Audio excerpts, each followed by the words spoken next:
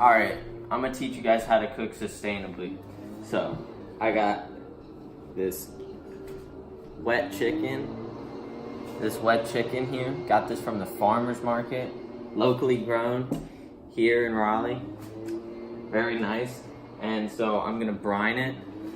So I'm gonna take this big pot. I'm gonna put my chicken in there. And then for every 32 ounces, I'm gonna add 1/4 of a cup of sugar and 1/4 of a cup of salt. So that's all right. So now that the bird is fully submerged in water, I'm gonna add the sugar and the salt to better penetrate the meat and get it seasoned very nice. All right, so I kind of eyeballed this, but it's roughly 1/2 cup of brown sugar and 1/2 cup of salt. So I'm gonna put that right into the water with the bird. Make sure you use everything. I'm gonna add a bay leaf for just a little bit of extra flavor.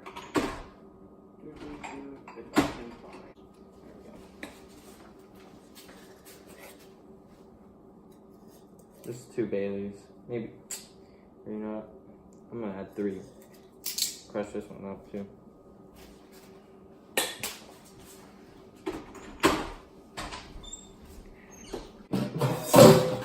Put a lid on it. Put it in your refrigerator for up to 24 hours. But you can do it for as long. I'm gonna put this outside. Alright, so now I'm gonna attempt to debone this whole chicken, the whole brine chicken. I've never done this before, so I don't know what I'm getting myself into. Alright, so I just deboned this chicken. Got a nice skin side, and then skin side. Wait, I forgot what I just said. This is my first time doing it, so I think I did it wrong, but it still looks good and it's pretty even and it'll cook nice.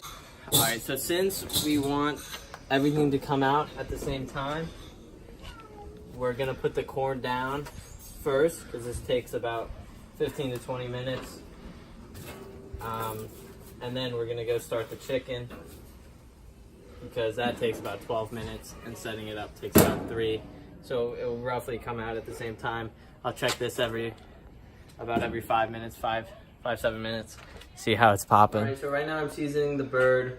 I seasoned the meat side with salt and pepper, and then I seasoned the skin side with just salt and flour to dry the skin out, so I get a nice crispy skin.